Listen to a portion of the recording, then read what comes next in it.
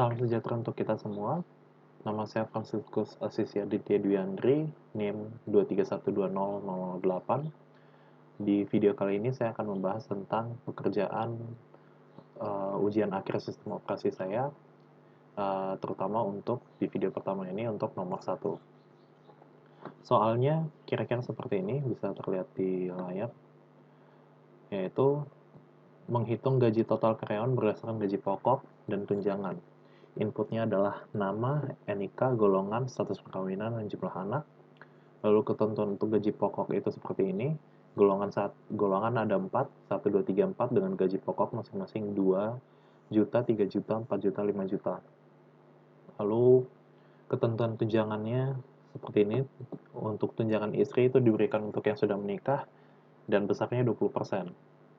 Lalu untuk tunjangan anak diberikan sebesar 15% dari gaji pokok, dan di sini ada ketentuan yang tidak ditulis, itu adalah maksimal anak itu 3.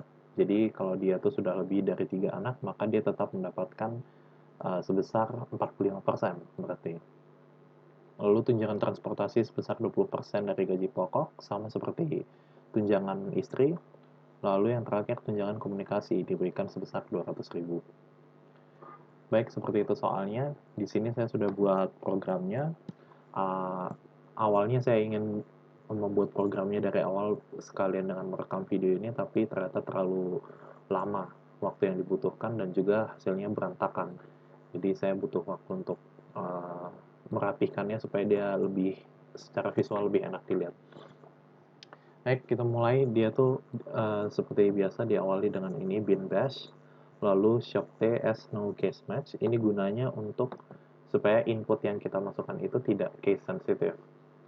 Sehingga misalnya nanti di golongan itu kita pakai huruf angka Romawi, itu pakai harusnya kalau misalnya 3 berarti kita pakai I huruf besar semua, kapital.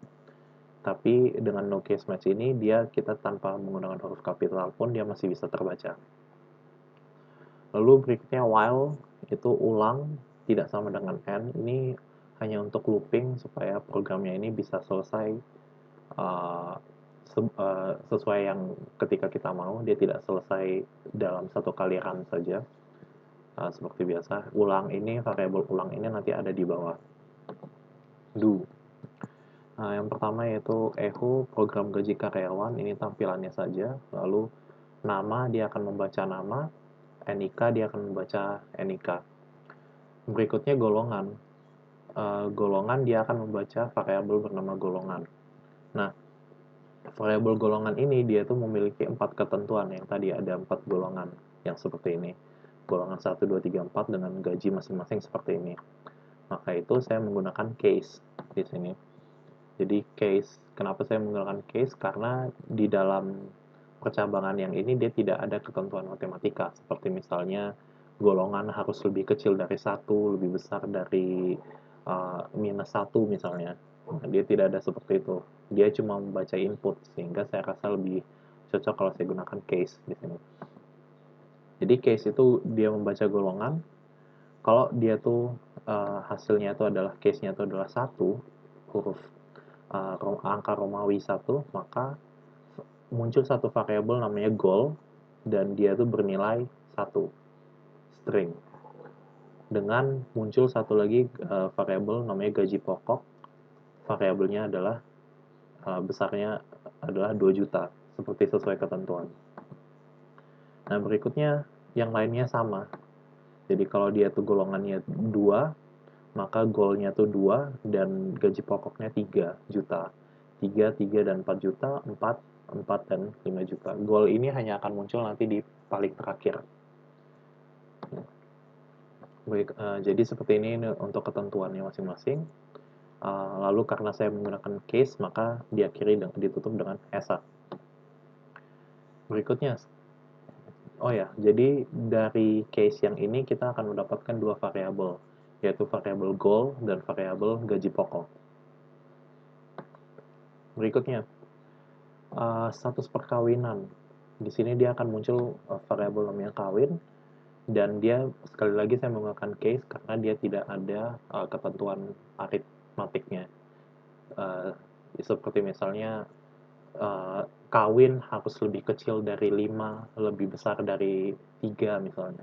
Nah, dia tidak ada seperti itu, dia hanya membaca inputan, sehingga saya menggunakan case.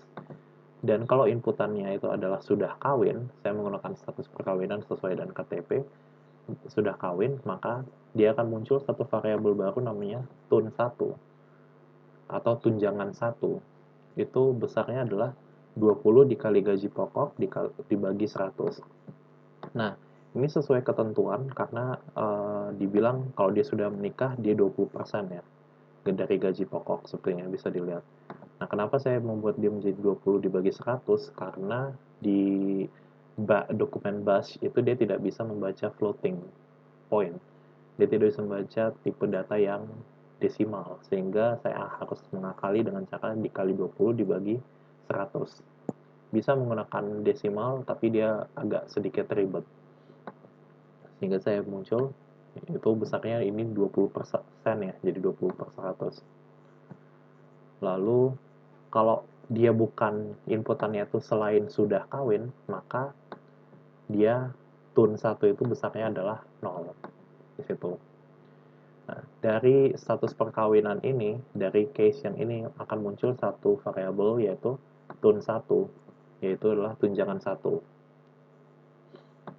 Berikutnya lanjut ke jumlah anak, dia akan muncul variabel anak ini adalah jumlah anak. Nah, di sini karena ketentuannya itu dia itu uh, aritmatik ya, seperti ini, maka saya menggunakan if.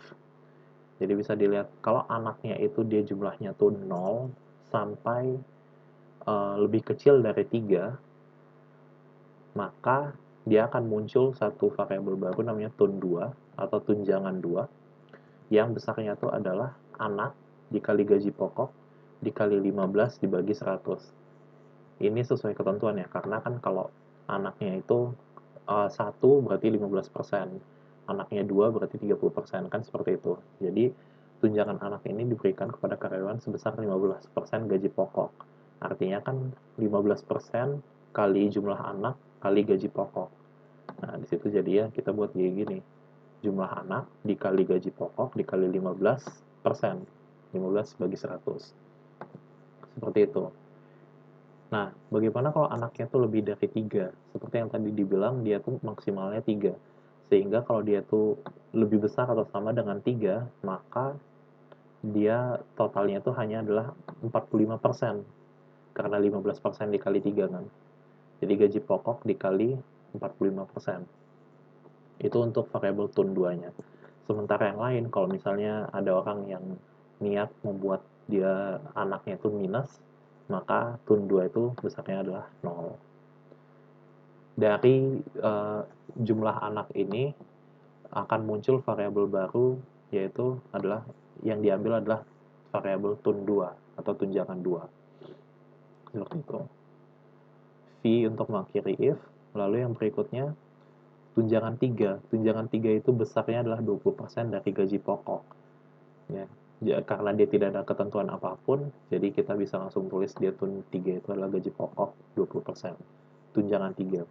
Sementara untuk tunjangan 4, tunjangan komunikasi, itu dia jumlahnya bulat untuk semua orang 200.000.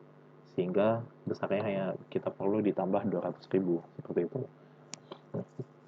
Lalu yang terakhir muncul variabel gaji total. Gaji total itu yaitu gaji total.